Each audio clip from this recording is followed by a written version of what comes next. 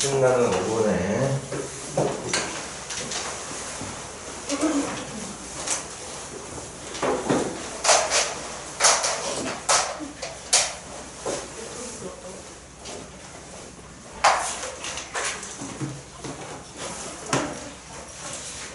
자, 여러가지 방정식 봅시다. 69페이지. 그리고 오늘 저녁에 해야 되는 과제, 프레시 과제 있었지? 함수다는 통째로 냈던 과제. 시간 이제 몇 시간 안 남았으니까 혹시 마무리 잘 된 사람들은 저녁 뭐 그렇다고 너무 급하게 먹지 말고 저녁 먹고 시간 남는 대로 마무리해서 가지고 올 수 있도록 하고, 그리고 그 저녁 수업 때 프린트 질문이 생각보다 빨리 끝나면 함수 테스트를 바로 볼 거야. 그날 저녁에. 생각보다 질문이 많아서 시간이 촉박하면 함수 시험은 목요일날 넘길 거고. 시작합시다. 지난번에 배웠던 3, 4차 방정식, 이걸 고차 방정식이라고 부르는데, 고차 방정식, 3차 이상의 방정식들은 풀이하는 방법이 딱 한 가지, 인수분해.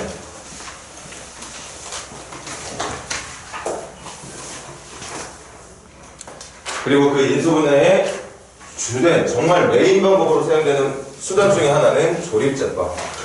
조립제법으로 인수분해가 돼서 보통 풀리게 되는데, 인수분해밖에 풀이 방법이 없으니까. 그런데 그 인수분해를 할 때 사용해야 되는 조립제법이 안 되는 방정식들도 있다. 대표적인 예가 보기차 방정식. 4차 방정식 중에 4차항과 2차항과 상수항만으로 구성되어 있는 보기차 방정식 같은 경우에는 인수분해가 완전 제곱식과 합차 공식을 이용해서 풀어야지만 인수분해가 되는 독특한 문제가 있었어. 그런 문제들 같은 경우에는 인수분해를 체계적으로 했을 때 우리가 확인할 수 있었지만 1차의 인수가 존재하지 않아. 그렇기 때문에 조립제법으로 시도해도 인수분해가 되지 않았다는 거지.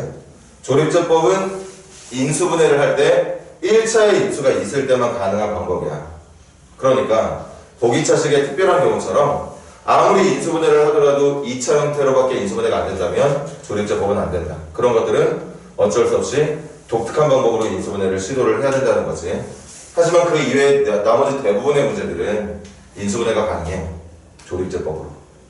그렇게 해서 인수분해를 통한 풀이를 하게 되고,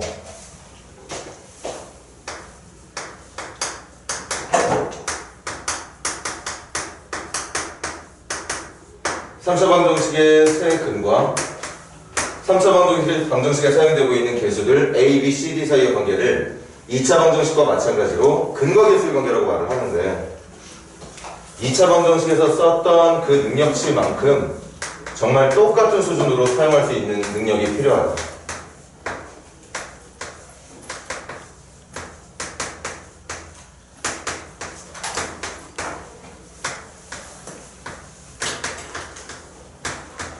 외우는 게 그렇게 어렵진 않아. 그리고 그 외운 것들을 근거계수 관계에 어울릴 만한 문제 몇 문제만 풀다 보면 또 금방 그 수준에 어울릴 만큼의 어떤 능력이 갖춰지게 될 테니까 일단은 식부터 반드시 외우고 출발할 수 있도록 해야 되겠죠. 과제를 따로 내진 않았었죠? 자, 한번 문제 한번 풀어볼게요. 우리 70페이지 보세요.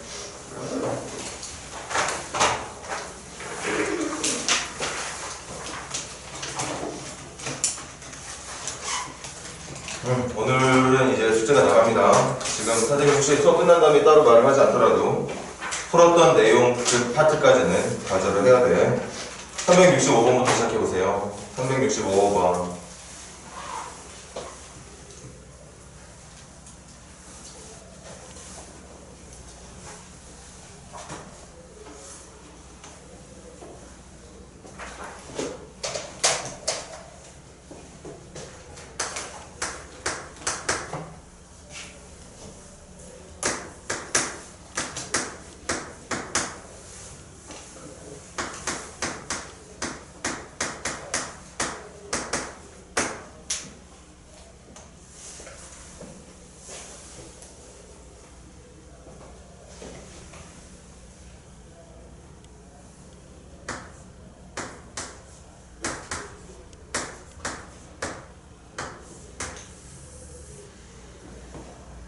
분명히 풀면서 선생님과 똑같은 선택을 하고 있었어야 될 거야.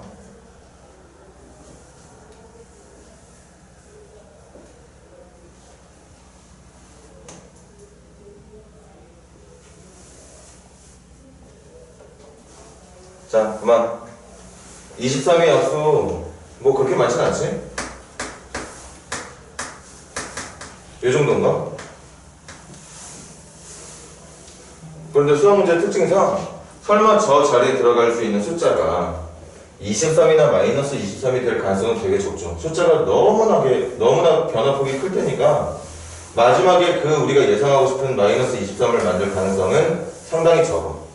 그 말은 1이나 마이너스를 가지고 인수분해가 될 거라고 믿을 수 있다는 뜻이고, 특히 이 1 같은 경우에는 x에다 1을 넣었을 때 0이 나오게 하기 위해서는, 나눠 떨어지게 하기 위해서는 x 앞에 모든 항에 붙어있는 개수들의 합이 0이 돼야 되죠. 1 넣었을 때 그냥 1 빼기 9 더하기 13 더하기 23이 될 거니까. 그런데 지금 보다시피 개수들의 합이 0이 아니기 때문에 1도 이미 안 될 거라는 걸 예상할 수가 있었어. 그러니까 유일하게 남은 가능성이 혹시 이걸지도 모르겠어. 그걸 100%로 말하는 건 아니고, 그래도 제일 먼저 시도해 볼 만한 숫자는 마이너스 1이 아닐까 싶어.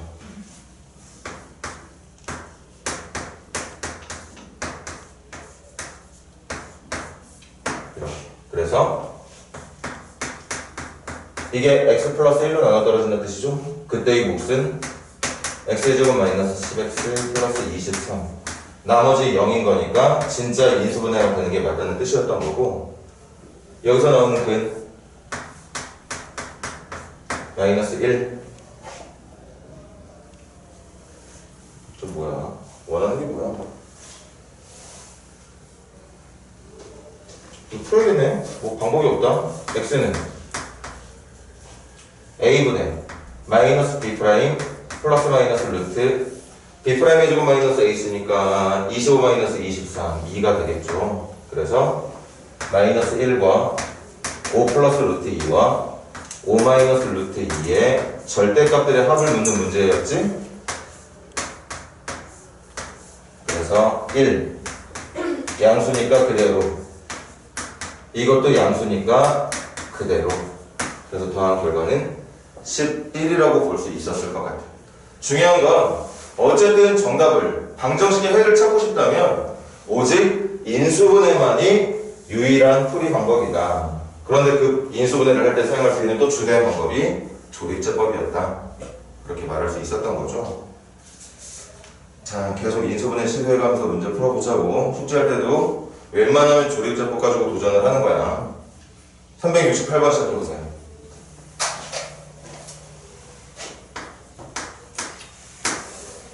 잘 안되는 친구들은 우리 처음에 배우고 나서 세 번째 단원이었던가? 인수분해 단원에 대한 공부 다시 하겠지? 인수분해를 잘해야 방정식을 또 풀 수도 있는 거니까. 그때 풀었던 문제들이 또 반복해서 나온다고 생각해도 별 무리는 없겠네.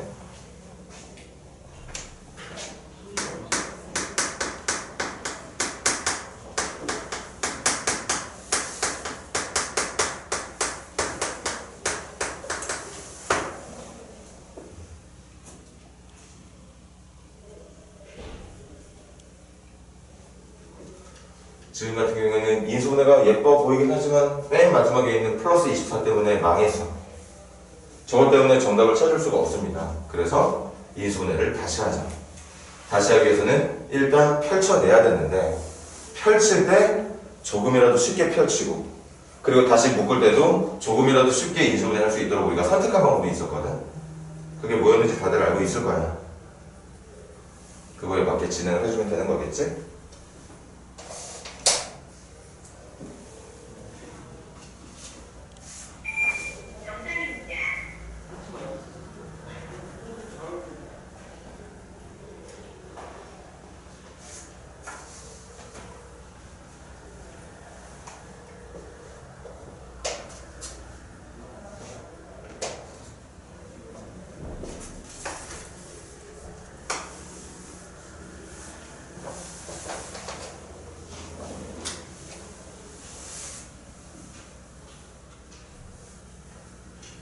자, 그만.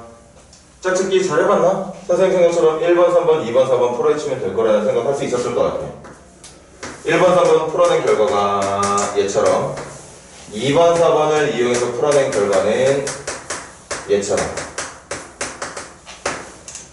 선생님이 말했지? 충분히 머릿속으로도 치환된 모습이 상상이 된다면 굳이 치환할 필요 없고, 아직까지 내가 뭔가 이걸 하나의 문자로 바꿔놓지 않으면 전개가 힘들다 느껴지는 친구들은 치환을 해. 치환을 하는 게 정상적인 방법이니까. 그럼 이걸 전개했을 때 나오는 게 a제곱 마이너스 14a 플러스 24에 24까지 추가한 48은 0. 인수분해는 6과 8로 되겠죠. 그래서 a 마이너스 6과 a 마이너스 8의 형태로 인수분해가 되고, 인수분해 끝났으면 이제 원래대로 돌리자는 거. a 대신 원래의 x제곱 플러스 x. 근데 보니까 얘들아, 이거 인수분해 더 되지? 그럼 인수분해에서 정답 2개 찾고, 이건 인수분해 안 되네. 근해 공식 이용해서 2개 찾고. 그래서 문제가 원했던 이렇게 정리가 덜 돼 있는 4차 방정식의 해를 2개씩 나눠서 총 4개의 답을 찾을 수 있게 되는데, 문제를 보니까 근을 찾는 문제가 아니었어. 그냥 이 방정식을 풀었을 때 나오는 4개의 답들을 다 더해달라는 중이었기 때문에 조금 더 효과적으로 풀려면, 아니 이거 답이 궁금한 거야? 여기서 나오는 2개의 답 합한 거랑 여기서 나오는 2개의 답 합한 거, 그거 마지막에 더해주면 되는 거잖아. 이건 델타라고 부릅니다. 그러니까 보통 2개 필요할 땐 알파, 베타, 세 번째 근까지 필요하면 감마, 그 감마 옆에 또다시 네 번째 근이 필요하다면 일반적으로 델타라고 표현을 하게 되는데, 선생님은 델타를 이렇게 적어. 근데 실제 여러분들 교재 보면 알겠지만 델타가 뭐 이런 식으로 되어 있나? 모양은 선생님 걸 따라하지 말고 나중에 델타란 모습 보이면 그걸 따라할 수 있도록 하세요. 아무튼 근거계수의 관계에 의하면 2차 방정식의 두근의 합은 마이너스 a분의 b, 2차 방정식의 두근의 합은 마이너스 a분의 b. 그래서 4개의 근을 직접 따로따로 구하지 않더라도 모든 근의 합은 마이너스 2라는 걸 알 수가 있다. 자, 문제 더 하고 넘어가자. 370번 진행해보세요. 자, 눈치가 정말 느린 친구들은 이것도 조립제법 하는 친구들이 있을 거야. 조립제법. 그런데 나쁜 경험은 아니야. 조립제법 해서 진짜 직접 본인들이 인수분해 안 되네 하는 걸 느끼는 것도 좋아. 그리고 난 뒤에 뒤늦게 눈치채는 거지. 이거 보기차 방정식이구나. 보기차 방정식 중에는 인수분해가 됐을 때 1차의 임수를 갖지 않는 문제도 분명히 있다고 얘기했습니다. 그렇기 때문에 조립제법으로 인수분해가 안 되는 거였잖아.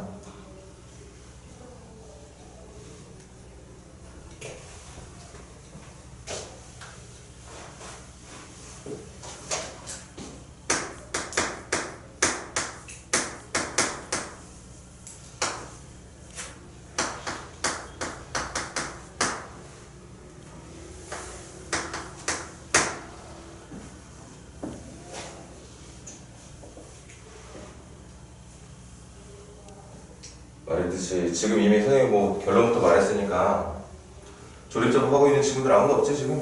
그런데 나중에 그렇게 하게 돼. 눈치 못 채면 어쩔 수 없잖아. 인수분해로만 크는데 인수분해 제일 많이 사용되는 게 조립제법이라는 거 기억을 한단 말이야. 그러니까 조립제법 가지고 막 도전을 해.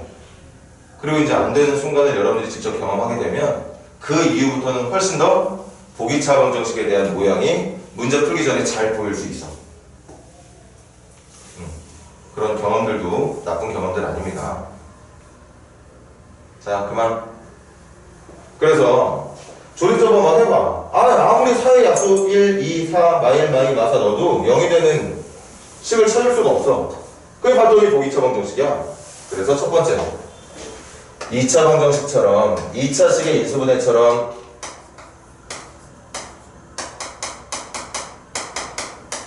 이거 되나 했더니 어떤 조합으로도 마이너스 8이 만들어지지 않아. 그래서 특별한 보기차 방정식.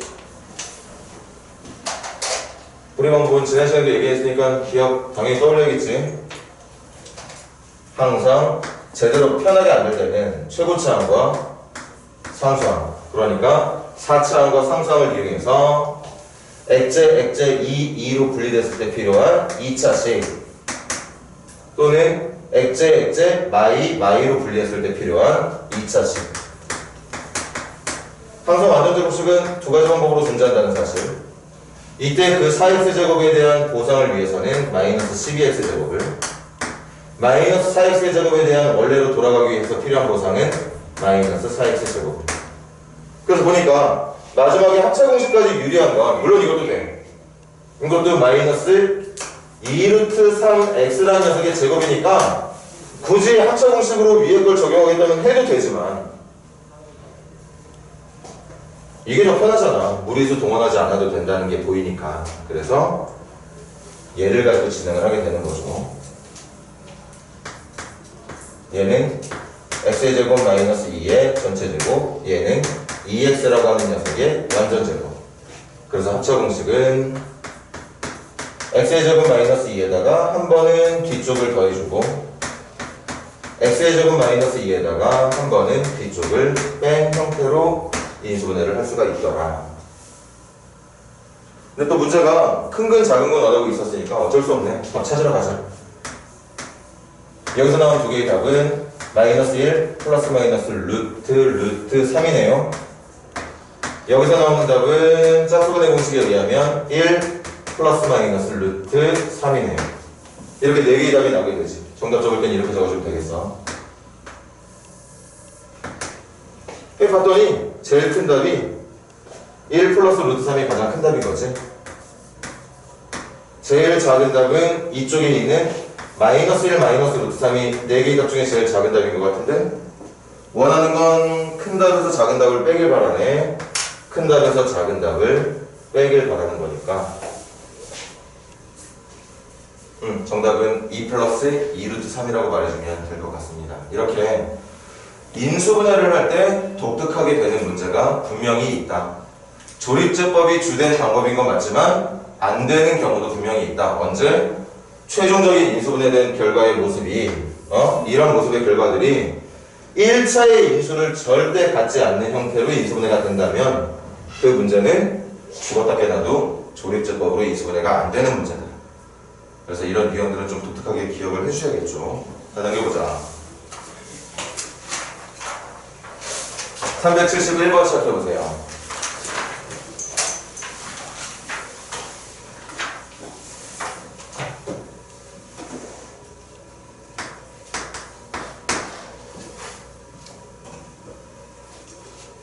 자, 이제 이번 주부터 해서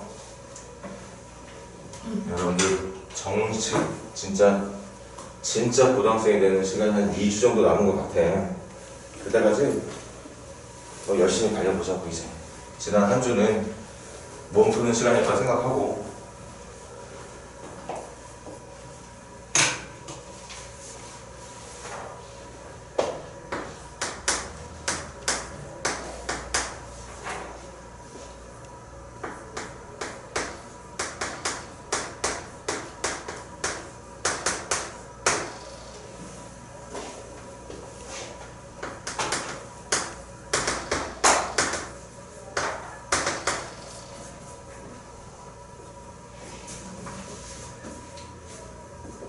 선생님하고 여러분들이 지난 시간 끄트머리랑 그리고 오늘 이미 이 371번 문제 풀 수 있는 능력을 다 공부를 했어. 그런데 헤매고 있는 친구들이 꽤 많을 거라는 생각이 듭니다. 좀 이따 풀면서 얘기해 줄게. 뭐 때문에 여러분들이 이 문제를 못 풀고 있는지.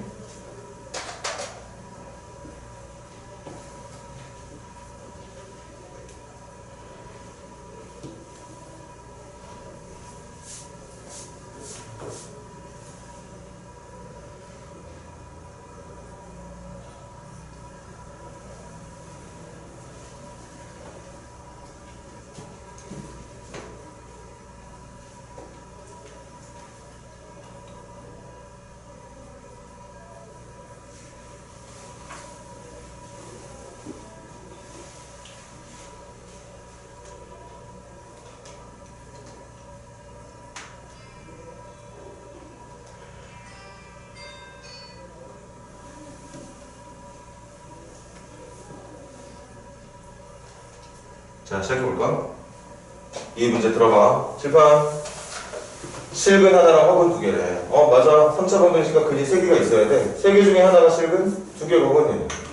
그럼 여러분들이 이 방정식을 풀었을 때 문제가 원하는 이런 모습의 해를 얻으려면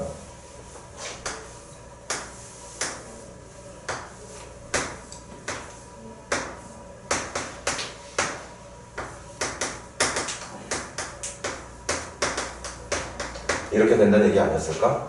그래서 여기에서 실근 하나가 나오는 거고, 이게 인수분해가 안에서 근해 공식을 한번 풀어봤더니 그 근해 공식에 사용되는 판별식 D, B제곱 마이너스 IC가 음수가 나와서 허분 두 개가 나오는 모습으로 기대할 수 있었단 말이에요.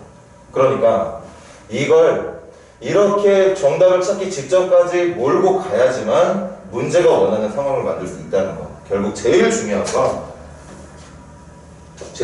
건 이 문제도 인수분해를 해야 된다는 거지. 그리고 그 인수분해에 제일 많이 사용되는 조립제법이라는 방법으로 시도를 해야 된다는 거죠. 근데 이 문제 지금 아마 인수분해 시도 자체를 안 한 사람들 많을 거야. 왜? 얘네들 때문에.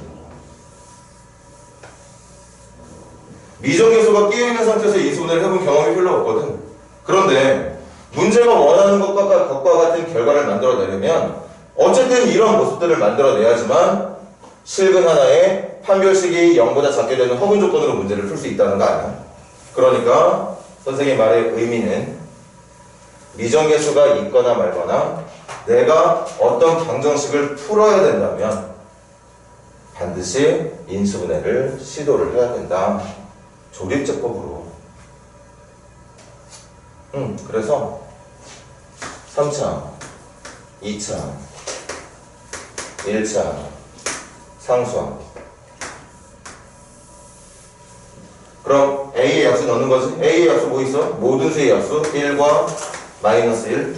A가 어떤 수인지 모르니까 그냥 A하고 마이너스 A 정도로 약수 취급해주면 되는 거 아닐까? 근데 들어봐 얘들아. 만약에 A나 마이너스 A를 넣는다고 생각해볼래? 들어봐. A나 마이너스 A를 넣어서 막 계산을 해. 그럼 여기에 어떤 식이 나올 거야. A가 들어가 있는 식이. 근데 그 A가 들어가 있는 식에 또 A가 곱해질 거니까 여기는 2차 식이 만들어지게 돼서 내가 원하는 0이 만들어지지 않을 가능성이 매우 높아. 그러니까 넣을 필요가 없다고. 응? 뭐 그렇게 생각할 수도 있지? 선생님 이렇게 하다가 여기가 A가 내려오는 게 아니라 마이너스 A가 적히면서 숫자만 남을 수도 있는 거 아닌가요? 맞아. 그렇게 되면 다시 집어넣어서 0이 될 수 있는 기회를 만들 수도 있겠지만 일반적으로 A를 끌고 나가다 보면 여기가 마이너스 A가 되는 경우보다는 마이너스 A가 아닌 경우가 많을 거라고. 그럼 끝까지 여기에 어떤 A가 살아남을 가능성이 더 높아. 그걸 여기다 다시 A를 곱해봐. 지금처럼 2차가 만들어지는 거 아니야? 0이 안 나온다고. 물론 될 가능성도 있긴 있겠지만 선생님이 하고 싶은 말은 가능성이 높은 것부터 해보자는 얘기야. 가능성이 높은 거. 그리고 1도 마찬가지지. 이거 다 더했을 때 0 나와야지 1이 되는 거거든. 근데 지금 더했을 때 0 안 나오잖아. 그러니까 선생님 같은 경우는 제일 먼저 하는 게 이거야. 그리고 이게 될 가능성이 99.9%일 거고. 그래서 해보자. 1, 마일. 안 되네. 근데 뭐 잘못 적었나? 마이너스 3A. 여기가 마이너스 A구나. A. 안 되네. 어쩐지. 다시 말 바꿔야겠다 그러면. 이것보다는 누구를 고민할까 봤더니 여기에 있는 모든 값들을 더한 게 0이 되네요. 1과 2를 더한 게 얘랑 돼서 0. A와 마이너스 A를 더해서 0. 그래서 지금 이것보다는 이게 훨씬 더 될 가능성이 높은 거죠.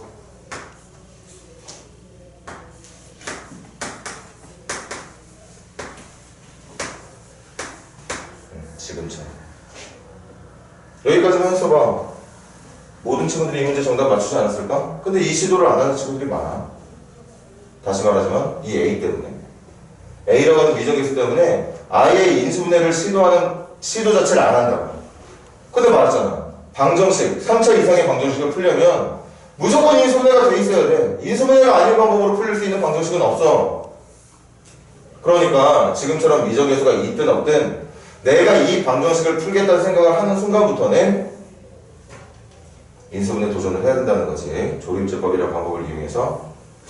그래서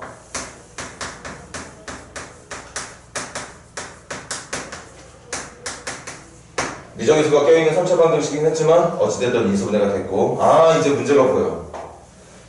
여기서 실근 하나가 나온다는 얘기였구나. 그럼 문제가 원하고 있는 허근 두 개는 여기서 나와야 된다는 얘기니까 이게 허근이 되는 조건, 판별식 D가 4분의 D 가능하겠네. 판별식 4분의 D가 0보다 작으면 실근 하나에 이걸 지키고 있었기 때문에 여기서 허근 두 개가 만들어진다는 얘기였죠. 그래서 D는 B-제곱 마이너스 AC 0보다 작은 거니까 A는 1보다 크다가 정답이 되겠습니다. A가 1보다 큰 수가 되면 실근 하나에 허근 두 개가 만들어지게 될 것이다. 1보다 큰 제일 작은 정수를 원하고 있었으니까 정답은 2라고 말하면 될 것 같네요.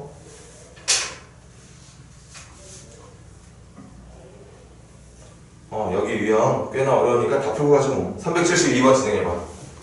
이제 조금 더 실력이 좋아졌겠지? 371번을 풀었으니까 372번 같은 경우에는 아마 정답 근처까지 더 가까이 갈 수 있을 것 같아요.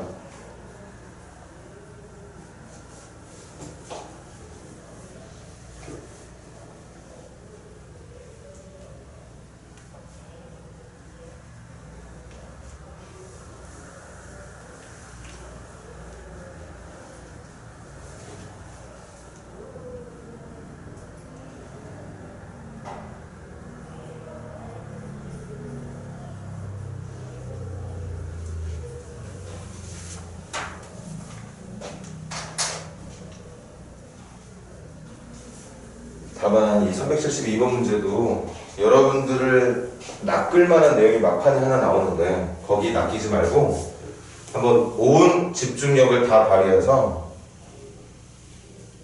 선생님이 말해주기 전에 정답 한번 맞춰봐. 분명히 낚일 만한 내용이 마지막에 하나 숨어있거든요, 이 문제.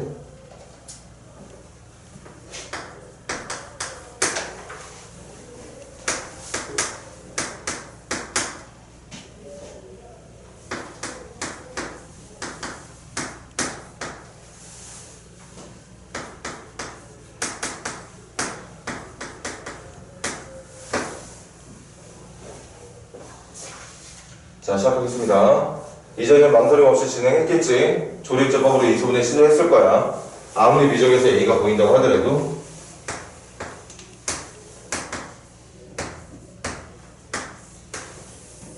왜 시도를 해야 돼? 아, 중근이 뭔데? 중근이라는 게 뭐야? 이거 인수분해 됐을 때 뭐 이런 식으로 인수분해 됐기 때문에 중근이 나오는 거 아니야? 3차 방정식에 의해서 나오는 답 3개 중에 2개 이상이 겹친 답이 나왔기 때문에 중근이 나온다고 표현을 하는 거거든. 만약에 3개 모두 겹쳤다면 그건 3중근이라고 말을 해. 어쨌든 3중근도 중근이야. 같은 모양의 답이 최소 2개 이상 있다는 얘기니까 이런 모양이 만들어진다는 얘기니까 인수분해를 해봐야 된다고. 그래서 생각해보니까 1이나 마이너스 1 중에 집어서 뭔가를 결정 지을 건데 지금 보니까 모든 개수의 합이 또 0은 아니야. 그럼 가능성 높은 건 마이너스 1.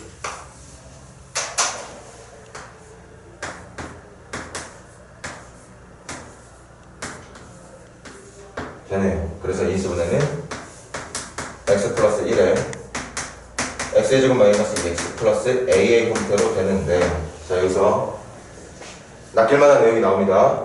문제에서 중근을 원한다고 그랬지? 그럼 학생들이 보기에 중근이 되기에 제일 좋은 식이 여기야. 이 녀석의 d가 0이 되면 또는 4분의 d가 0이 되면 중근이니까 문제가 말하는 중근이 여기서 나오면 되는 거니까. 그런데 얘들아, 이것만 있는 게 아니라 이걸 잘 생각했으려나? 들어보세요. 여기서 나오는 방정식의 답이 중근이 아니더라도 이미 마이너스 1이라는 답이 있거든? 맞아?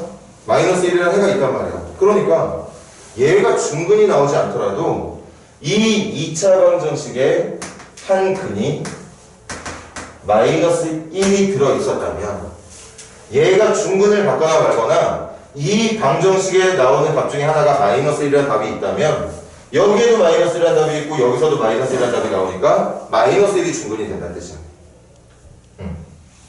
듣기 잘해줘. 일반적으로 학생들 이걸 놓치는 경우는 거의 없어. 선생님이 지금까지 경험해본 바로는 안 놓쳐. 그런데 이건 더럽게 많이 놓쳐. 실수를 많이 해.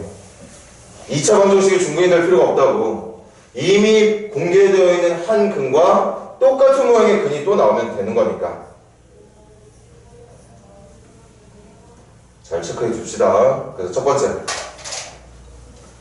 D가 0이 되는 조건. 이거 완전 제곱식이 된다는 얘기인 거지? 지금 판별식 T 굳이 돌릴 필요도 없는 것 같은데, 얘가 완전 제곱식이 되는 조건이 D가 0인 거니까 이거 완전 제곱식 되려면 상수항의 크기가 1차계수 절반의 제곱, 그러니까 A가 1이면 되는 거 아니야?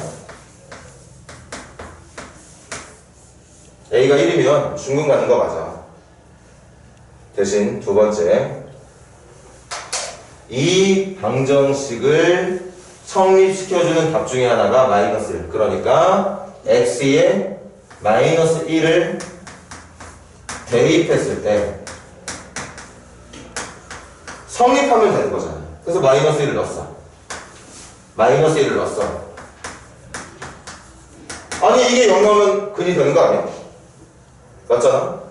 이 주어진 2차 방정식의 x 대신 마이너스 1을 넣은 결과가 성립이 되게 해준다면, 등식이 성립되도록 해준다면 이 마이너스 1도 방정식의 근이 되는 거야. 그래서 a가 마이너스 3인 경우도 정답이 됩니다. 정리할게. a가 1이 되면 어떤 상황? 여기가 중근을 갖는 상황. a에 마이너스 3이 들어가면 어떤 상황? 얘들아, a에 마이너스 3이 들어가면 이거 중근 갖는 식 안 돼. 하지만 a에 마이너스 3을 넣었을 때 나오게 될 이 방정식의 답이 3 또는 마이너스 1이야. 이렇게 마이너스 1이라고 하는 해가 앞서 한 번 나왔는데 또 한 번 나온 거니까 마이너스 1이 중근이 된다는 거지. 그래서 얘도 중근을 갖는 조건에 a 값이 될 수가 있다. 잘 기록해 둘 수 있도록 하세요. 그래서 a 값의 합은 마이너스 2가 정답이 되겠지. 자, 그 다음 373번 시작해봐. 373번.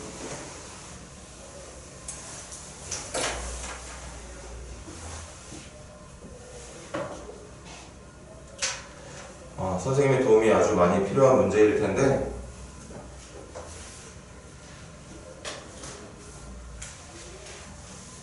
그래도 지난주에 선생님 수업에 대한 이해가 충분했다면 할 수 있어요, 얘들아. 이 문제. 가능성은 아주 희박해 보이긴 하지만.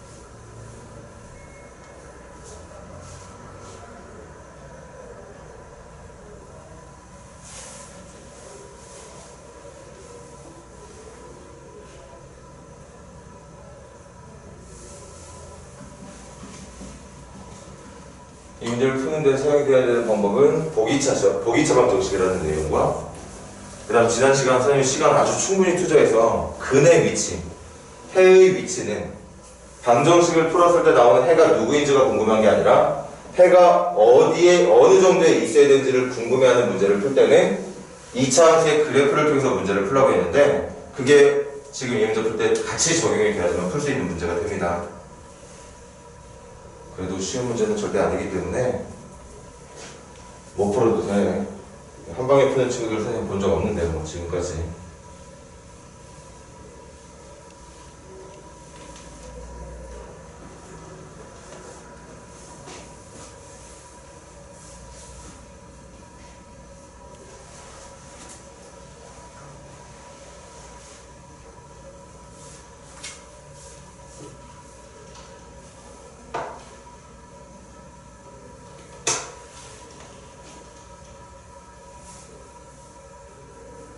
자, 이거 한 문제는 한번 우리 진짜 자기가 수학 어떤 공부에 있어서 가능성을 갖고 있는지 아닌지를 확인할 수 있는 좋은 기회이기도 해. 아주 어려운 내용이니까 이해만 돼도 성공한 거다. 들어봐.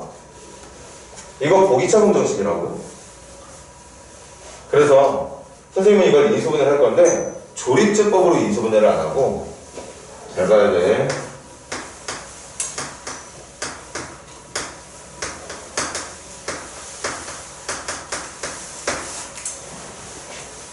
2차식처럼 인수분해하고 싶어 죽겠어. 그래서 x제곱을 t라고 놓게 되면 이 방정식의 모양은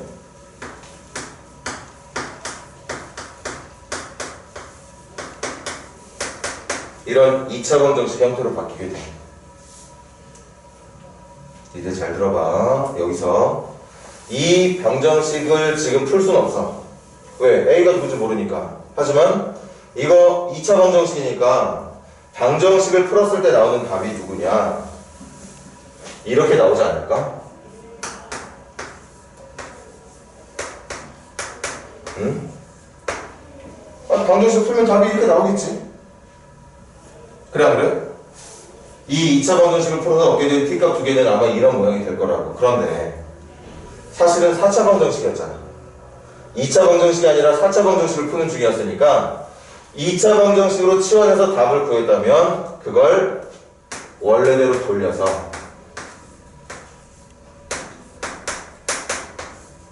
이렇게 이제 정답을 마무리를 해야 되거든. 칠판 봐야 된다. 땅 쳐다보지 말고 다시 4차 방정식, 보기차 방정식, 2차식 치환해서 2차 방정식, 2차 방정식을 풀었을 때 기대되는 답을 알파 베타로 놨을 때 그 알파 베타가 사실은 t값 두 개가 사실은 x제곱에 어울리는 두 개의 값이 된다는 거지. 그런데 문제가 원하는 게 서로 다른 내실근이었어. 그럼 여기에서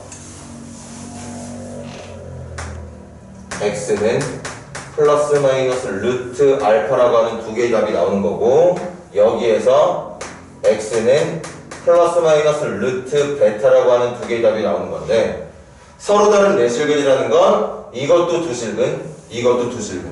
그래서 두 개 합쳐서 네 개의 실근이 나온다는 뜻이었던 거라고. 맞아? 이게 실근이 돼야 된다고. 이게 실수가 돼야 된다고. 얘도 실수가 돼야 된다고. 허수 말고. 맞지? 이건 중학교 3학년 내용이야. 루트 알파가 실수가 되는 조건이 뭐냐? 루트 알파가 실수가 되는 조건은 뭐냐? 알파가 0보다 커야 되는 거죠. 0보다 커야 실수되는 거 아니야? 선생님 0도 실수인데요? 0이면 왜 안 되는 줄 알아? 0이면 실수는 맞아. 하지만 답이 플러스 0, 마이너스 0이니까 서로 다른 4개가 되는 게 아니라 0이라고 하는 중근으로 바뀌게 돼. 문제가 원하는 건 4개 모두 다르길 바랬던 거니까 실수가 되는 조건 중에 플러스 루트 알파와 마이너스 루트 알파가 서로 다른 두 개의 값이 되기 위해서는 알파가 양수가 되어야 된다는 거지. 마찬가지야. 얘도 베타가 양수가 되어야 되는 거죠. 이렇게. 자, 다시 처음부터 돌릴게. 한 번만 집중해줘. 4차 방정식인데 보기차 방정식이니까 2차항을 t라는 1차식으로 치환해서 4차 방정식을 먼저 2차 방정식으로 만들었어. 그리고 이 방정식을 풀었을 때 나오는 두근을 내가 알파 베타로 놨거든. 그럼 그렇게 알파 베타로 놔서 얻은 답을 다시 원래대로 돌려야지만 4차 방정식의 해가 될 수 있는 거니까 원래대로 돌린 다음에 답을 찾았어. 이렇게. 그런데 문제가 원하는 건 서다 대실이란 말이야. 4개의 답이 실수면서 다 다르길 바란대. 그러니까 일단 이게 먼저 두 실근이 나와야 된다는 거, 얘도 두 실근이 나와야 된다는 거, 실수가 되려면 이 제곱근 안에 들어있는 알파는 양수가 돼야 된다는 거, 베타도 양수가 돼야 된다는 거. 거기다가 만약에 알파 베타 같아버리면 좀 곤란하지? 듣고 있어? 알파하고 베타가 같으면 또 곤란해. 왜? 알파하고 베타가 같으면 플러스 마이너스 루트 알파랑 플러스 마이너스 루트 베타가 같아진다는 얘긴데 그럼 여기서 나오는 두 개의 답과 여기서 나오는 두 개의 답이 같은 거니까 서다 내실근이 아니라 그냥 중근 두 개, 중근 두 개. 겉으로 보기에는 답이 두 개처럼 나온 것밖에 안 보인다고. 그래서 결론 실근되기 위해서 알파 양수돼야 된다. 실근되기 위해서 베타 양수돼야 된다. 그러면서 여기서 나오는 실근들이 다 달라야 되니까 알파 베타 무조건 같지 않아야 된다. 이러면 이게 완성이 되는 거야. 어렵지? 그럼 이제 문제를 어디서 푸느냐? 여기 잘 봐. 그래서 t의 제곱 마이너스 4t 플러스 a 플러스 2가 0이 되는 방정식에 두 근이었던 이 방정식의 두 근이었던 알파고 베타가 뭐가 돼야 된다고? 서로 다른 두 양수가 돼야 된다. 이 방정식의 두 근은 어떤 근? 서로 다른 두 근은 모두 0보다 커야 한다는 뜻이 돼요. 이걸 풀었을 때 나오는 답 두 개가 전부 양수가 돼야 된다고. 양수가 돼야 플러스 마이너스 루트 실수, 플러스 마이너스 루트 실수. 서로 다른 두 개의 실수다. 서로 다른 두 개의 실수다. 알파고 베타도 다르니까 여기 답 나오는 두 개랑 여기 답 나오는 두 개가 다 다를 거고, 그러니까 서로 다른 네 개의 실근이라고 말할 수 있게 되는 거라고. 그래서 저거 가지고 문제 푸는 거야. 저거 풀 때 이제 선생님이 어떻게 한다고 했어? 아니 해가 궁금한 게 아니잖아. 해가 누가 돼야 된다가 아니잖아. 0보다 크게만 나오길 바라면 되는 거니까 우리 다시 함수 파트로 돌아가자. 이 방정식을 잘 봐.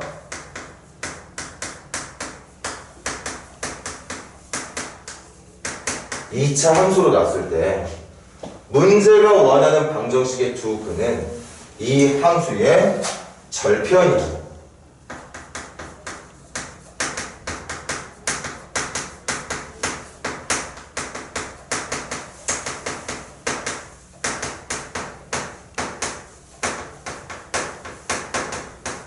이 말이라고.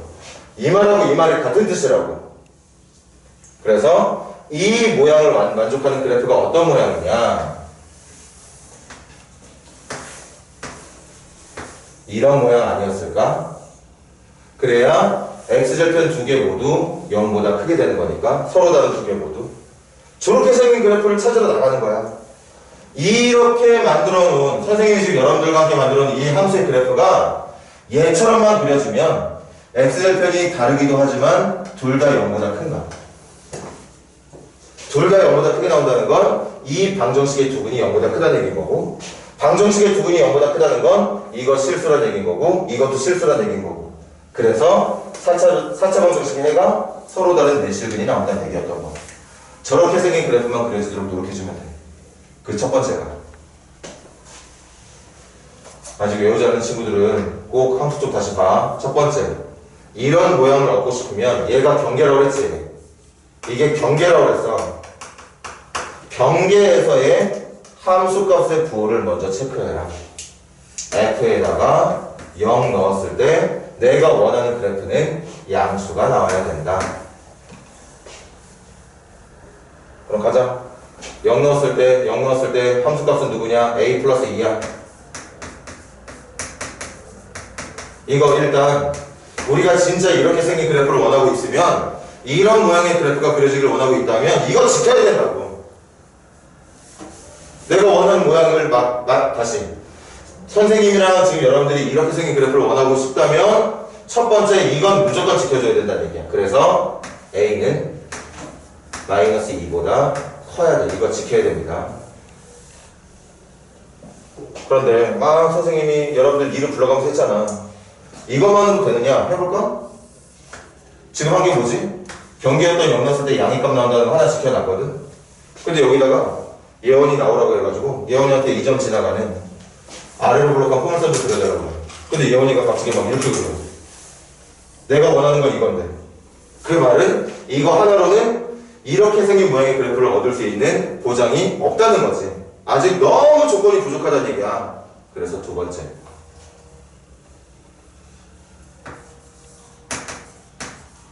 축의 위치 암산 가능하지? 이거 t-2의 제곱이니까 축은 누구냐? t는 2라는 직선이거든. 여러분 이거 x 아니라서 헷갈린 거 아니지?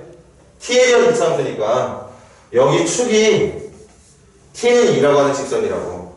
그 직선도 경계였던 0보다 오른쪽에 있어요. 근데 이건 이미 지켜주고 있네.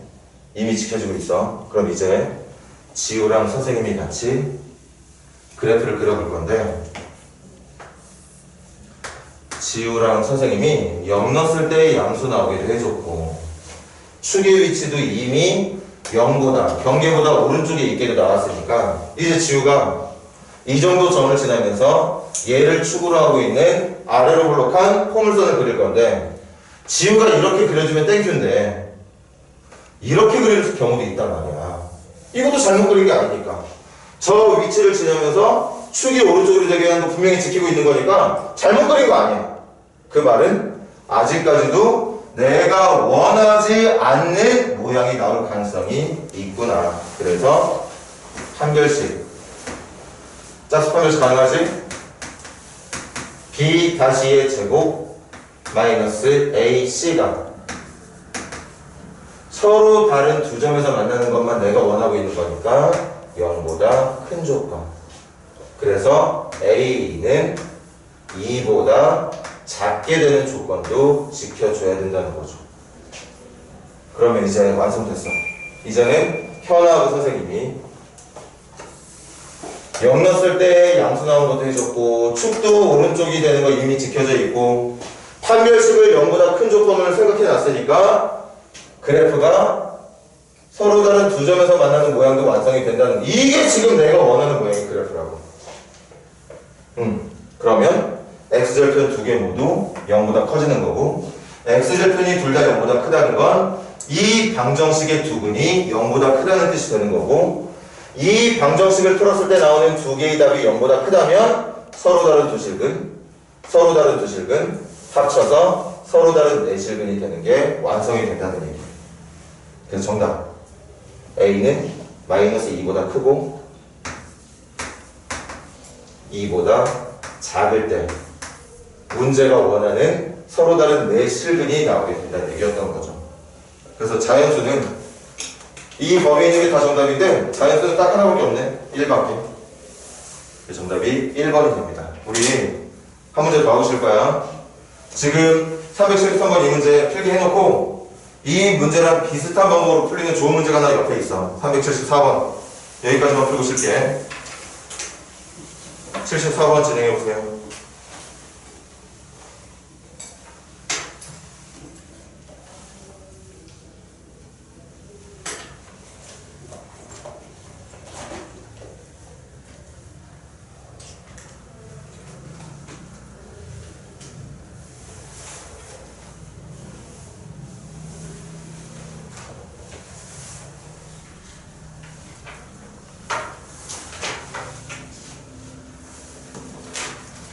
지금 보니까 뭐 밖에서든 학원에서든 코로나 확진자 계속 쉬지 않고 나오는 것 같은데 우리 계속 조심들 하자.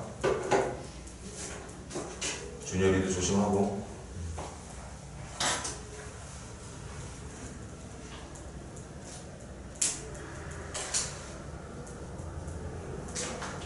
그러니까 문제가 풀리는 흐름을 잘 읽어봐봐. 보기차 방정식이라서 짝수 차수만 갖고 있는 4차 방정식이다 보니까 2차를 1차로 치환할 수가 있어. 4차 방정식을 2차 방정식으로 바꿔서 풀 수가 있다고. 그럼 2차 방정식으로 바꿔서 풀었으니까 정답은 두 개만 나와. 알파하고 베타가 나올 거거든. 그런데 그 알파, 베타가 어떤 모습이 돼야 그걸 다시 x제곱 2차로 돌렸을 때 실근이 나오느냐, 허근이 나오느냐, 서로 다른 답이 나오느냐, 중근이 나오느냐를 결정할 수 있다는 거지. 그리고 그 마무리는 해의 위치를 결정짓는 2차 함수의 그래프를 이용해서 푼다는 얘기였던 거야. 아주 어려운 문제, 아주 어려운 문제, 난이도 아주 높은 문제.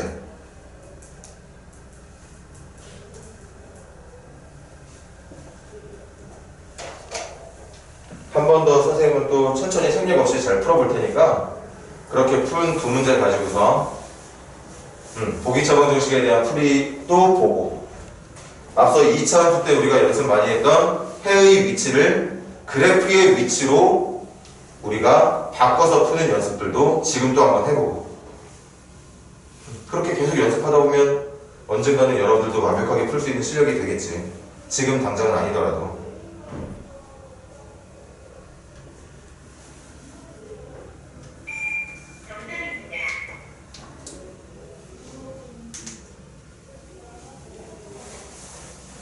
그리고 꼭 외울 수 있어야 돼. 내가 원하는, 여러분들이 원하는 위치에 포물선을 그리게 하기 위해서는 다른 엉뚱한 위치 말고 정확하게 내가 이 위치에다가 포물선을 그려내고 싶으면 항상 세 가지에 대한 연구를 해야 된다. 첫 번째, 경계에서 해도.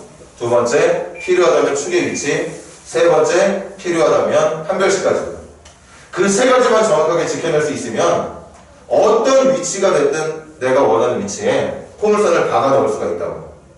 그걸 방정식의 해의 위치로 바꿔서 풀겠다는 얘기를 하고 있는 거였지.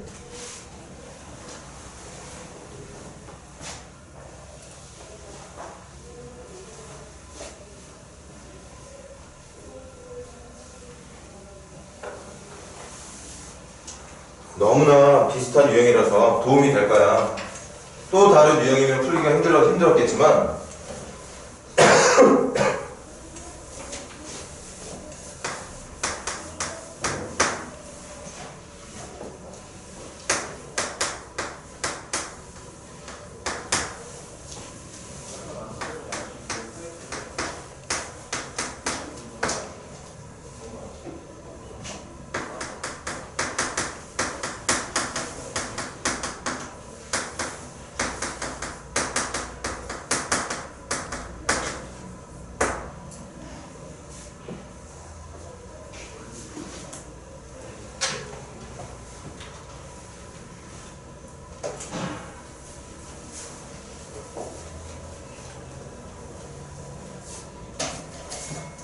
자, 먼저 들어보세요. 지금 보는 게 보기차 방정식이니까, 치환이 가능해. 그럼 치환하게 되면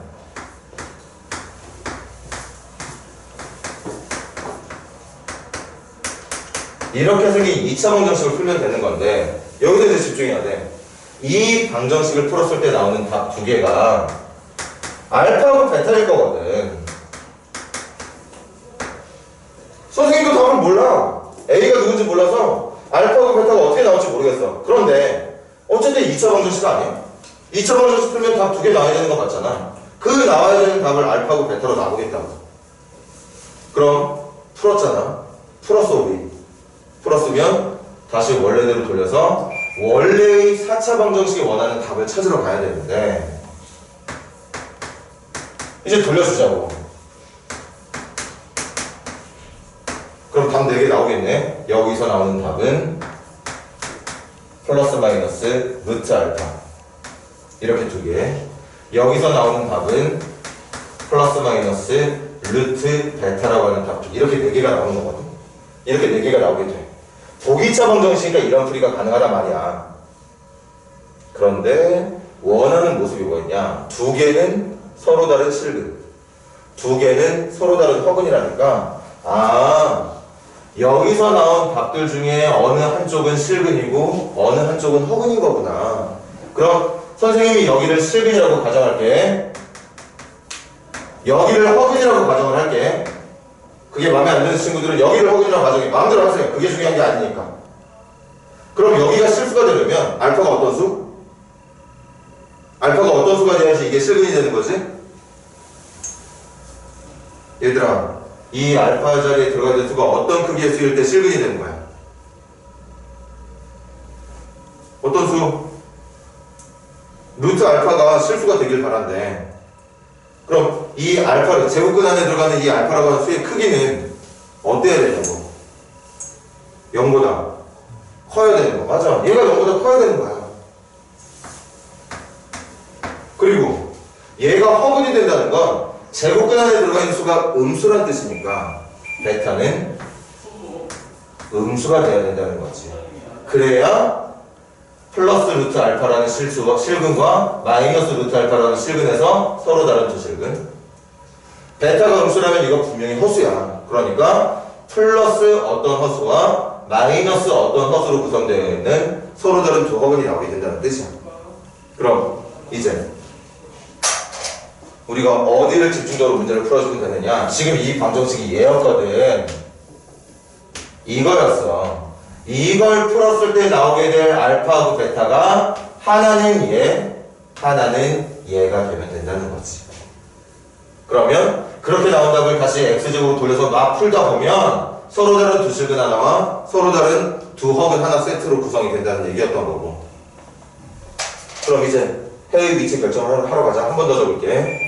t의 제곱 마이너스 2at 플러스 a-5는 0이라고 하는 2차 방정식에 두 근이 하나는 0보다 크게 하나는 0보다 작게, 이걸 말로 줄일까? 두 근 사이에 0이 있으면 좋겠다는 말로 표현할 수 있다는 거죠. 그런데 이게 아까 풀었던 거랑 똑같아. 둘 다 양수가 나오면 된다고? 지금 뭔데? 누가 돼도 상관없으니까 하나는 0보다 작은 쪽에 하나는 0보다 큰 쪽에. 해가 얼마가 되길 바라는 게 아니라 그냥 위치가 0의 왼쪽 하나 0의 오른쪽에 하나 나오길 바라면 된다는 얘기인 거니까 이걸 방정식의 느낌으로 푸는 게 아니고 함수의 절편의 위치로 조정해서 푼다는 생각을 할 수 있다는 거지. 그래서 바꿀게. 이 문제는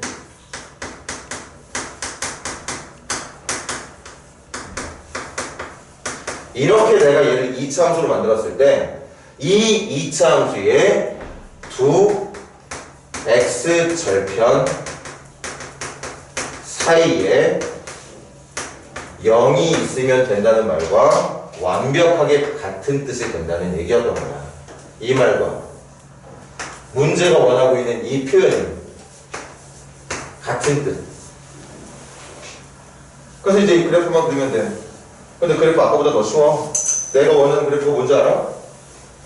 0보다 작은 쪽이 하나, 큰 쪽이 하나, 아래로 볼록한 폼을 써. 이렇게 그려주면 돼. 이게 지금 내가 그리고 싶은 그래프의 모습이야.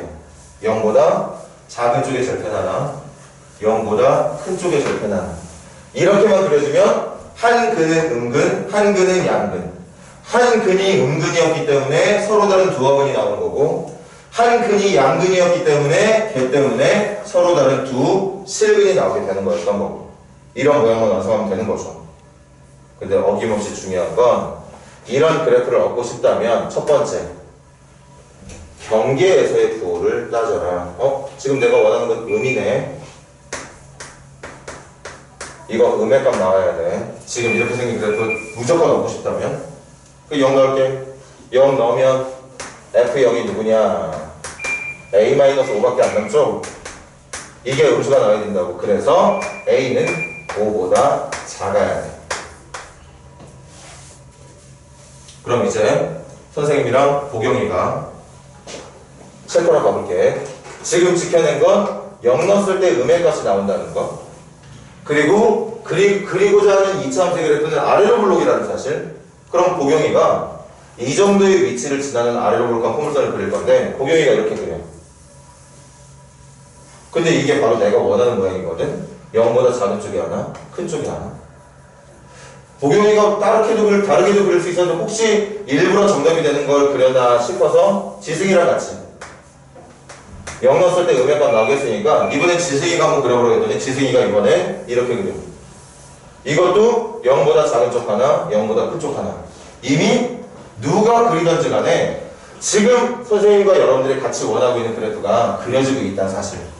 맞아? 그러니까 추가로 했었던 추리 위치라든가 판별식은 지금 이 문제에서는 필요가 없더라. 그냥 이걸로 끝나는 거야. 이것만 있으면 선생님한테 반대 의견 낼 사람 있으면 반대 의견 내도 좋아. 선생님 말은 이거야. 이것만 있으면 이미 우리가 원하고 있는, 선생님과 여러분들이 원하고 있는 그래프의 모양이 완성이 된다는 뜻. 그럼 이 모든 것들에 대한 해결이 다 끝났다는 뜻이 되는 거죠. 정답은 A는 5보다 작다가 돼요. 자연수니까 1, 2, 3, 4 4개가 정답이 되는 거겠지? 정답 4번이라고 말해주면 되겠습니다. 조금 쉬었다가 두 번째 타임 때는 3차 방정식의 근거 계수의 관계에 대한 문제 좀 풀어보자.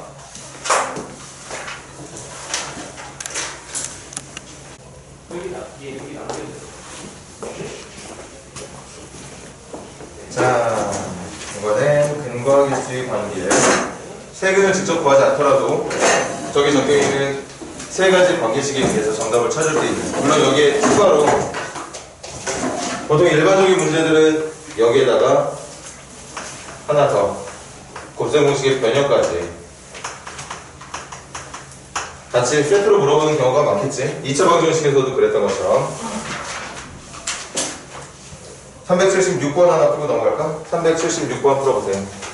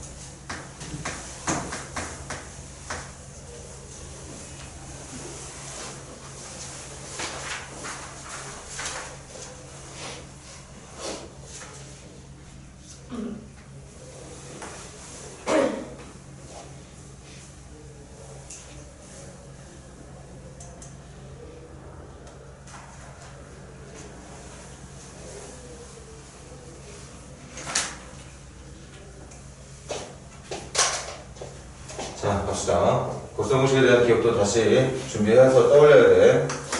일단 이 방정식의 세근의 합은 마이너스 a분의 b.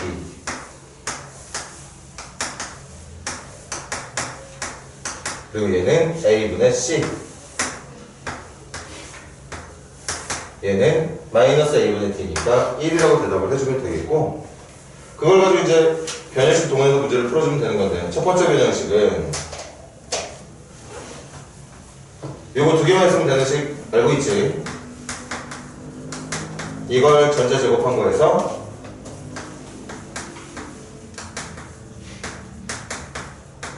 이거 빼주면 그거 아니었어.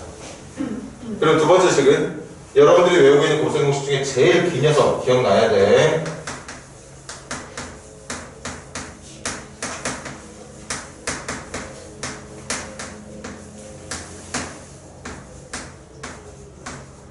이렇게 해주면 이렇게 세기식을 전개했을 때 나왔던 내용이 세제곱 더하기 세제곱 더하기 세제곱에 마이너스 3 알파 베타 가마, 그 마이너스만 이쪽으로 넘겨주면 변형식이 완성이 되는 거였죠.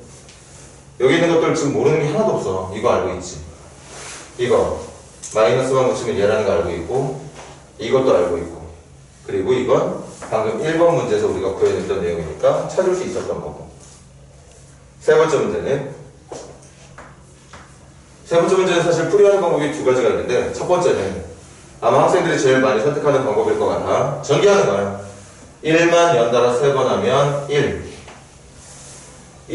두 번에 문자 한 번 하면 마이너스 감마, 마이너스 알파의 숫자 2번, 마이너스 베타의 숫자 2번. 그러니까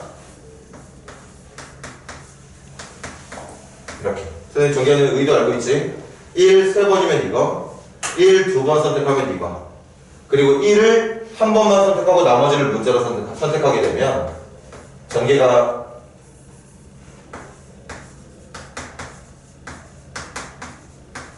이렇게 될 거야. 그리고 마지막 문자만 3번 다 연달아 곱하게 되면, 그래서 얘와 얘 자리에 이 숫자들 집어넣어서 풀어주면 되는 건데, 사실 이 문제는 얘들아 4번 문제도 마찬가지지. 4번 문제는 얘랑 똑같은데 다 플러스로만 전개되지 않을까? 일단 적어보자.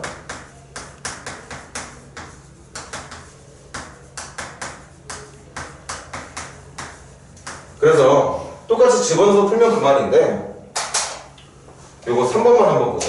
4번도 비슷한 유형이긴 하지만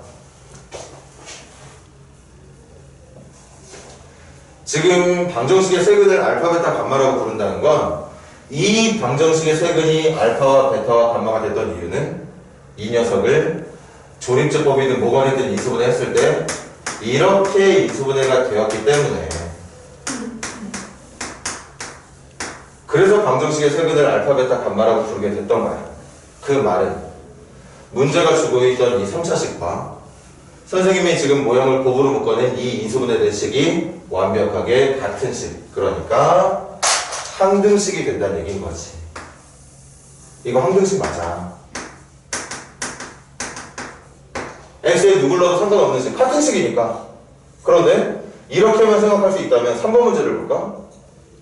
3번 문제가 우변이랑 너무 비슷하죠? 어떻게 비슷하게 되냐면 x에 1만 넣게 되잖아? x에 1이라고 하는 값을 대입하는 순간 3번 문제에 대한 식의 모습이 나오게 돼. 그럼 x에 1 넣었어. 항등식이라면. 그럼 좌변에도 1 넣어주면 되는 거 아닌가? 1 넣어주면 되는 거 아니야? 그럼 문제가 원하고 있던 1-알파와 1-베타와 1-감마를 곱한 결과는 좌변에 x에다가도 1을 넣은 1 빼기 1 더하기 2 빼기 1이라고 말을 할 수가 있다는 거지. 그래서 여기에다가 근거계수 관계로 얻었던 답들을 적어도 되지만 이 식 전체에다가 x에 1을 넣었을 때 나오는 결과도 정답이 될 수 있다는 얘기. 이렇게 좀 쉽게 풀 수 있다는 뜻인 거죠. 4번도 마찬가지야. 4번도 볼래?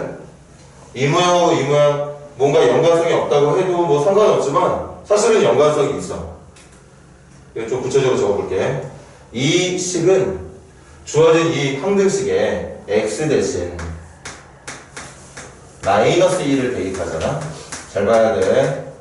마이너스 1을 대입하면 마이너스 1, 마이너스 1, 마이너스 2, 마이너스 1. 이게 좌변에다가 x에 마이너스 1 넣은 모습. 우변도 마이너스 1 넣을게. 항등식이니까.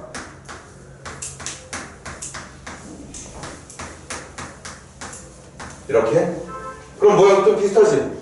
마이너스만 다 빠지면 되는 거 아니야? 마이너스 한 번 빼주고, 마이너스 한 번 빼주고, 마이너스 한 번 빼주고. 3번 뺐으니까 부호는 여전히 마이너스. 다시. 마이너스가 총 3번 나왔으니까 마이너스끼리 3번 곱한 결과는 마이너스.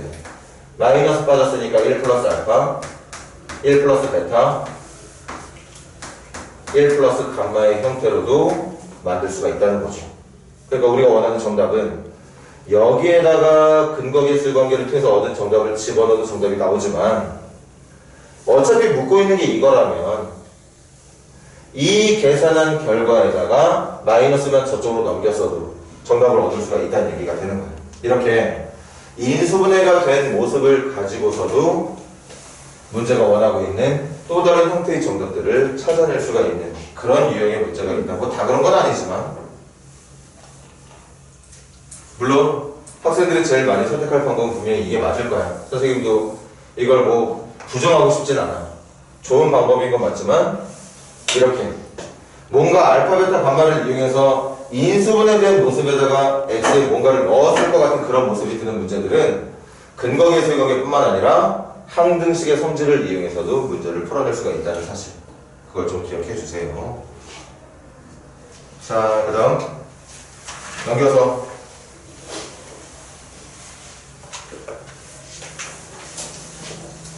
자, 오랜만에 나오니까 한번 또 적어볼게.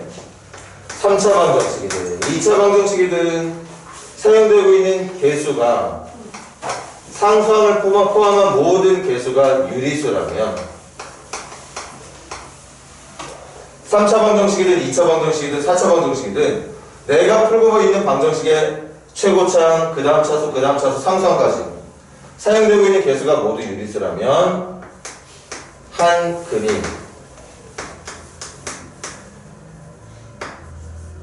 무리수일 때 반드시 이 녀석의 켤레의 형태가 되는 녀석도 근이 된다.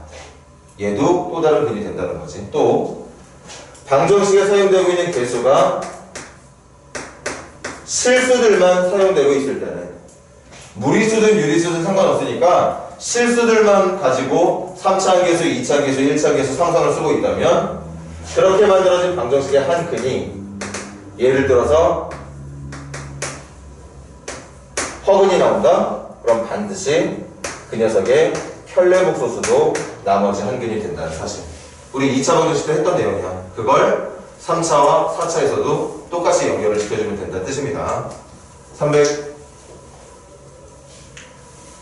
381번으로 한 문제 풀어 넘어가고 나머지 그런 두 문제들은 금방 해결할 수 있을 거야. 과제를 하고 381번 풀어보세요.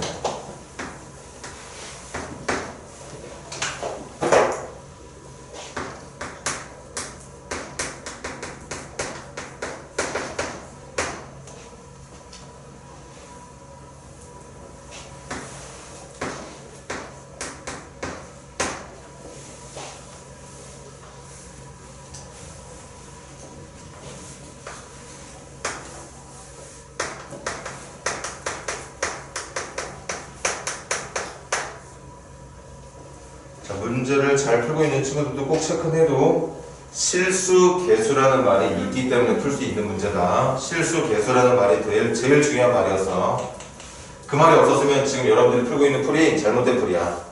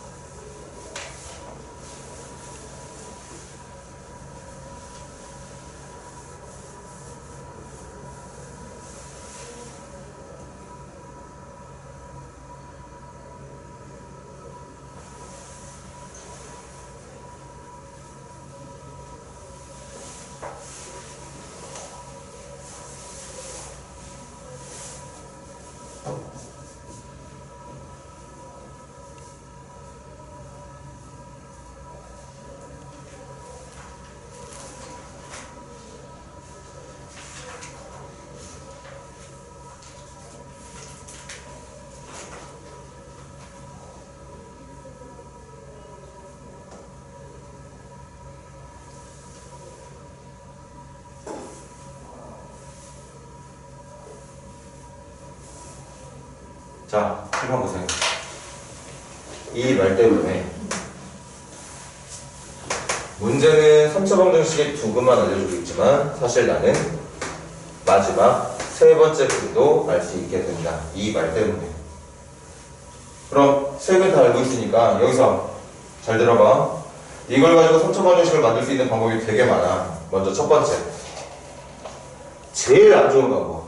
3이라고 하는 답 나왔으니까 x-3이라는 인수가 1 플러스 i라는 해도 있어야 되는 거니까 x-1-i라는 인수가 1-i라고 하는 해도 나와야 되는 거니까 인수는 x-1 플러스 i라고 하는 인수가 있는 방정식이겠구나. 그러니까 맞죠?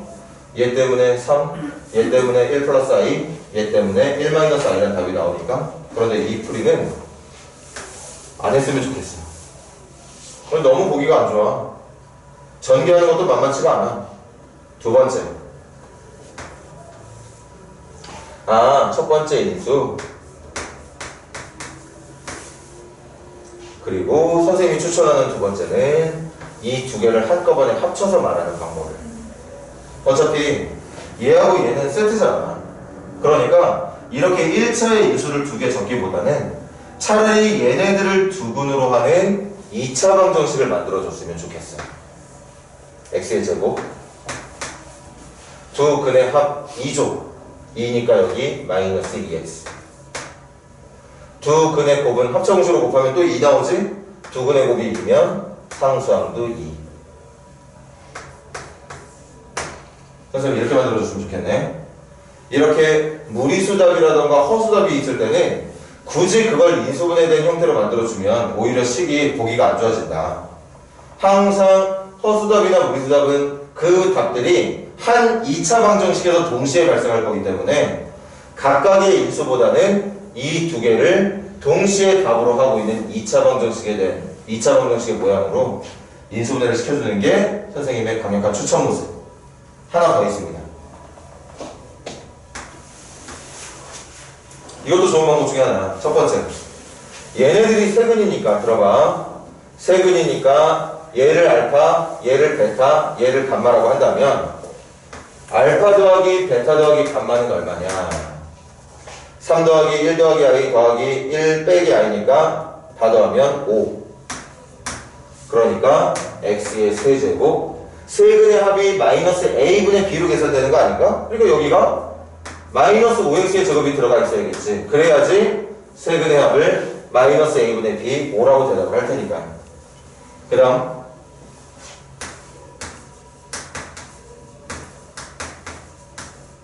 이거 계산하러 갈게. 곱하면 암산으로 간다. 3 더하기 3i 3 더하기 3i 이거 곱하면 2 요렇게 곱하면 3 빼기 3i 3 더하기 3i 2 3 빼기 3i 그럼 3i랑 마이너스 3i는 날아가고 3 더하기 요렇게 나온 3 요렇게 나온 3 요거 곱했을 때 나온 2 3 더하기 3 더하기 2만 남는 거지 8만 남게 될걸? 암산 잘 안되는 친구 선생님 혹시 틀렸을지도 모르겠다? 또 허접하게 암산하는 바람에 아무튼 알파 베타 곱한 거랑 베타 감마 곱한 거랑 감마 알파 곱한 거 더해주면 돼. 그게 8이라는 건 여기에 들어가 있어야 되는 1차항 개수가 8이어야 된다는 얘기. 마지막 세근을 다 곱한 건 먼저 이거 두 개 곱한 게 2였잖아. 2에다가 얘까지 곱한 게 세근 곱한 거니까 6. 그래서 이렇게 있으면 되는 거죠. 근거계수의 관계를 이용해서 방정식을 작성하는 것도 좋은 방법. 혈내근이 있는 방정식을 따로 분리하지 않고 하나의 2차 방정식으로 만들어내는 것도 좋은 방법. 이것도 틀렸다고 말을 할 수는 없지만 보기는 좋지 않아. 여러분들이 나중에 이걸 가지고 문제 풀기에도 불리해질 거야. 그러니까 되도록이면 이런 방법들을 선택해주는 게 낫다는 거죠. 아무튼 이 문제는 이런 애들을 fx로, 얘네들을 fx라고 부르겠대. fx라고. 문제가 그렇게 말하고 있는 거지? 그럼 마지막 질문. 여기에다가 1 넣은 게 얼마냐? 여기에다가 1 넣은 게 얼마냐? 어차피 같은 식일 테니까 아무 쪽에나 1 넣어주면 돼. 심지어는 여기다 1 넣고 풀어도 돼, 얘들아. 상관없습니다. 마무리는 여러분들이 1만 넣어주면 끝나는 거니까. 자, 기억합시다. 실수계수로 만들어진 방정식의 근 중에 하나가 허근이 나온다면 반드시 혈내복소수가 나머지 근이 된다. 유리수들만 사용해서 만들어진 방정식의 근 중에 하나가 무리수로 표현이 된다면 반드시 그 녀석과 혈내관계에 있는 무리수가 또 다른 해가 될 수밖에 없다. 그거 가지고 문제 푸는 거야 지금. 이거 우습게 생각하지 마. 이거 가지고 여러분들 낚는 문제들도 많이 나와. 예를 들어볼까? 선생님 한번 예를 들어볼게. 만약에 지금 우리가 풀었던 문제에 이 말이 없었어. 이 말이 없었어. 응? 이 말이 없었다고 생각을 해봐. 그럼 여러분들은 문제에서 이렇게 두 근 알려줬다고 해서 절대 나머지 근을 얘처럼 놓고 풀어서는 안 된다는 뜻이야. 이 말이 없었다면. 그런데 맨날 그런 것들만 연습하다 보니까 이거에 대한 언급이 없었는데도 불구하고 이렇게 놓고 푸는 실수한다는 거지. 그런 실수들 하지 말라고. 분명히 어느 학교에서든지 그렇게 여러분들 낚을 만한 내용으로 문제 출제할 가능성도 높으니까. 시간이 좀 이제 얼마 안 남았는데 개념 설명까지만 하고 끝내지 뭐.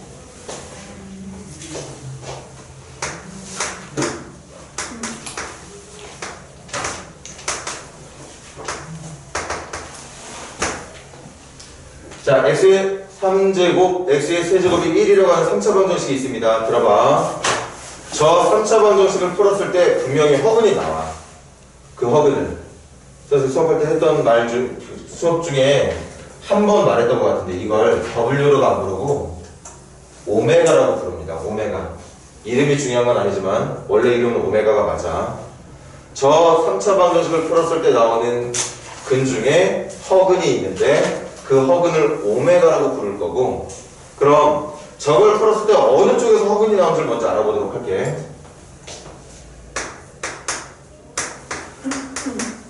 이거 풀 거야.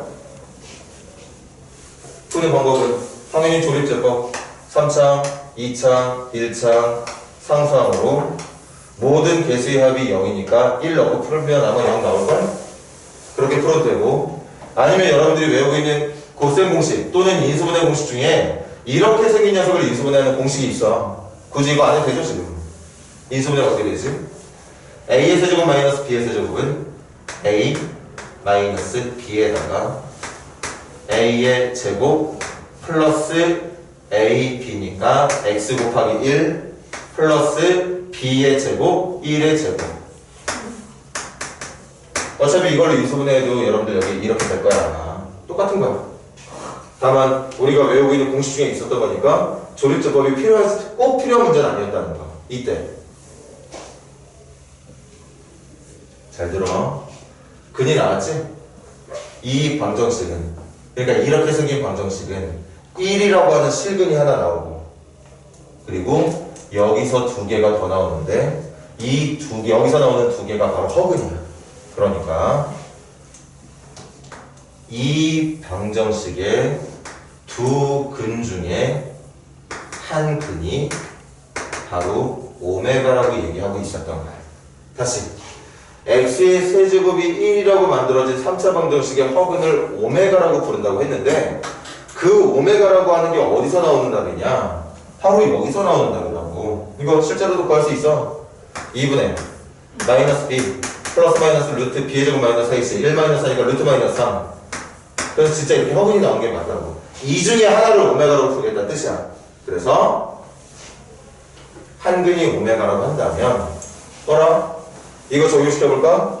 방정식에 사용되고 있는 모든 개수가 실수네. 2차 개수 1도 실수, 1차 개수 1도 실수, 상수항 1도 실수니까 한 근이 오메가면 당연히 다른 한 근은 이 녀석의 켤레국수수인 켤레 오메가가 되겠죠. 그 얘기야 괜히 지었네. 한 근이 이거잖아. 그리고 아까 구했잖아. 다른 한 근은 누구였어? 이거였단 말이야. 실수 부분은 그대로 냅두고 허수 부분만 부호가 바뀐 복소수, 그걸 우리는 켤레국소수, 켤레 오메가로 부른단 말이야. Z의 켤레국소수를 켤레 Z로 불렀던 것처럼 오메가의 켤레국소수는 켤레 오메가, 오메가 바라고 말해주면 되는 거죠. 그래서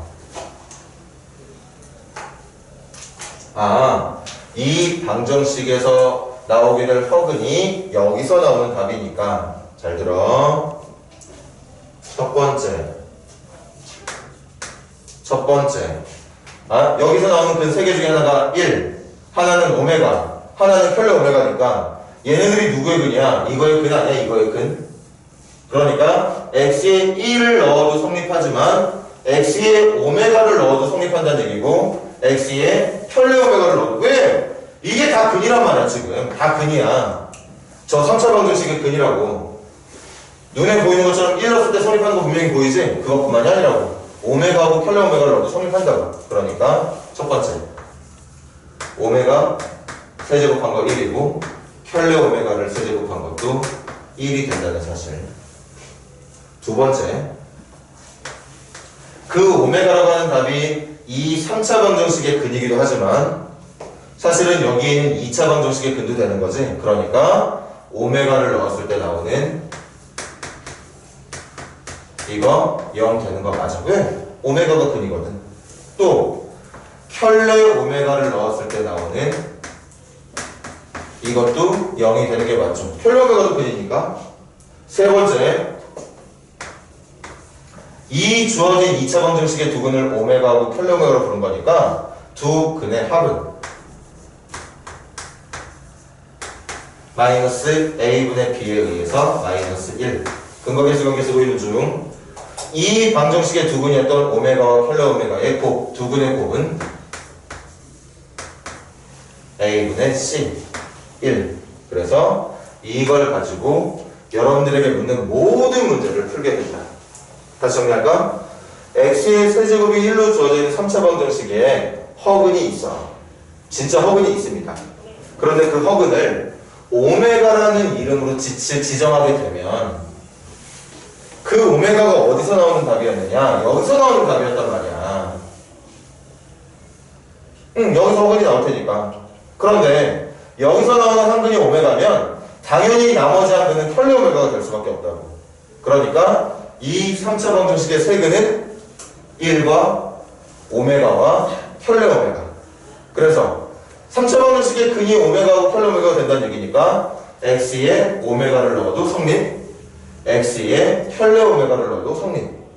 그리고 그 오메가는 3차 방정식의 근이기도 하지만 여기에 있는 2차 방정식의 근이기도 하니까 여기에 오메가를 넣어도 성립, 여기에 혈례 오메가를 넣어도 성립.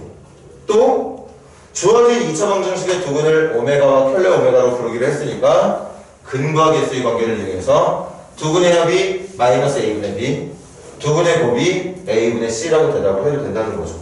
저걸 가지고 문제를 풀게 된다는 얘기야. 자, 한 문제만 풀고 오늘 수업 마무리하지 뭐. 382번 문제. 선생님이랑 같이 하자.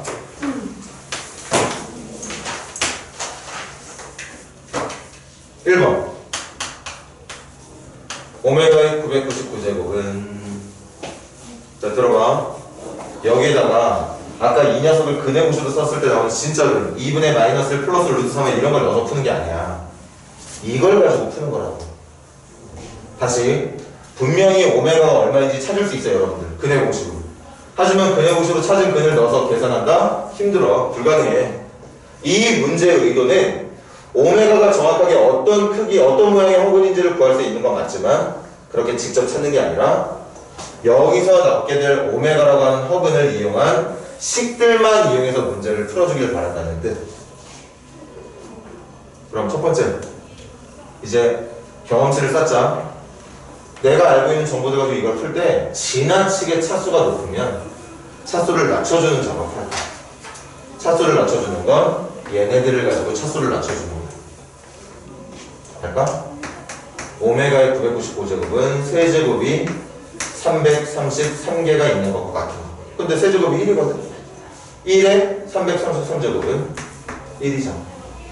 자, 첫 번째. 내가 오메가를 가지고 문제를 푸는데 차수가 지나치게 크다. 지나치게 클 때는 세제곱이 1이 된다는 내용을 가지고 차수를 낮춰줘라. 지금처럼. 두 번째. 선생님 한 번만 더 말할게. 오메가 분명히 구할 수 있다고 얘들아. 오메가가 누구냐면 이거야. 이걸 여기다 넣어서 풀어도 정답 나오는 건 맞는데 지금은 그렇게 푸는 걸 원하는 게 아니라 이 모양만 가지고 풀어주길 바라는 거라고. 모양 만드는 거 봐봐. 선생님 통분할게. 통분하면 이거 오메가분의 오메가의 제곱, 이건 오메가분의 1이니까 그냥 이렇게 더하면 되는 거지. 그런데 오메가 제곱 더하기 1이 보인다? 어디 보이게? 오메가의 제곱 더하기 1이 보이죠. 그럼 이건 오메가가 이쪽으로 넘어온 마이너스 오메가랑 같은 거 아니니? 오메가의 제곱 더하기 1은 마이너스 오메가랑 같다. 그럼 이거 약분해서 마이너스 1이라고 말해주면 된다는 얘기야. 선생님 말 믿어야 돼. 무조건 여러분들에게 오메가에 관련된 어떤 문제를 묻더라도 여러분들은 여기에 있는 모양만 있으면 모든 문제들을 다 해결할 수 있어. 그걸 믿고 풀어야 됩니다. 세 번째. 오메가의 10제곱, 오메가의 5제곱, 1. 오메가의 10제곱 차수 크지? 3개짜리 3번에다가 1개 더. 5제곱도 3개짜리 1개에다가 2개 더. 그리고 더하기 1. 그런데 3개짜리가 1이잖아. 그럼 이거 1이니까 얘 오메가. 이것도 1이잖아. 그럼 오메가의 제곱 더하기 1. 이거 어디 있어? 여기 있잖아. 여기. 정답은 0. 마지막 네 번째. 오메가의 5제곱 더하기 오메가의 5제곱분의 1은 봐. 5개가 누구지? 3개짜리다 2개짜리거든? 근데 3개짜리가 1이란 말이야. 그럼 이거 그냥 오메가의 제곱. 이것도 오메가의 제곱분의 1 이렇게 되는 거야. 됐죠? 그럼 이제 통분하다. 오메가 제곱분의 통분하면 오메가의 4제곱 더하기 1. 오메가 4제곱이 뭐지? 3개짜리에다가 하나 더 있는 거 아니야? 그럼 3개짜리가 1이니까 이거 그냥 오메가야. 그냥 오메가. 그래서 오메가의 제곱 더하기 오메가 더하기 1. 오메가 더하기 1이 어딨지? 오메가 더하기 1이 어딨어? 이것만 넘겨주면 되는 거잖아. 그래서 오메가 제곱분의 마이너스 오메가 제곱이니까 약분해서 마이너스 1이라고 대답하면 된다는 거야. 이렇게 오메가라고 하는 모양을 가지고서 오메가를 직접 대입하는 게 아니라 허근이 어떤 오메가가 가질 수 있는 이 성질들만 가지고 문제를 해결할 수 있다는 뜻입니다. 다음 시간에 이어갑시다. 숙제는 381번까지만.